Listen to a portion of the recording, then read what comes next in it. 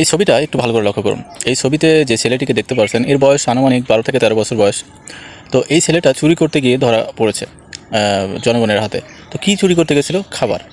তো এই ছেলেটার জায়গায় আমি বা আপনি থাকলে একই কাজ করতেন। পেটের দায়ে ভাই সবাই এই চুরি করতে বাধ্য হয় অনেক সময়। দুনিয়াতে 1 মিনিট বেঁচে থাকার আকুতি সবার।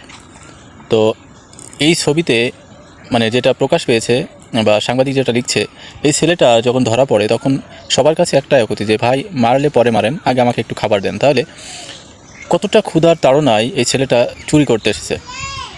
তো এই জায়গাটা আমি বা আপনি থাকলে এই একই কাজ করতাম।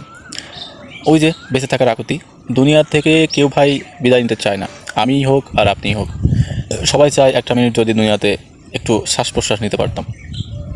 তো দেখেন আমাদের সমাজে, আমাদের দেশে অনেক ধনী ব্যক্তি আছে যারা দিনের পর দিন কোটি কোটি টাকা খরচ করে নর্তকীর নাচ দেখতে যায়, সিনেমা দেখতে যায়, ক্যাসিনো খেলতে যায়, তারপরে মদ জুয়ার আড্ডায় যায়।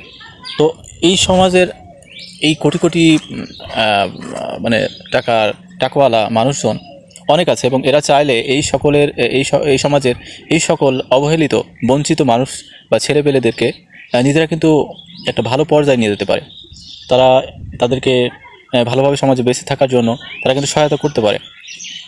তো আমরা মুসলিম হিসেবে আমাদের যে জাকাতের প্রথা, সেই জাকাত প্রথা যদি পরিচালিত থাকতো এই দেশে, তাহলে এই যে অবহেলিত শিশুরা এভাবে ধুকে ধুকে মরতে হতো না তাদের। আমাদের সমাজটা সুন্দরভাবে বিনির্মাণ হতো।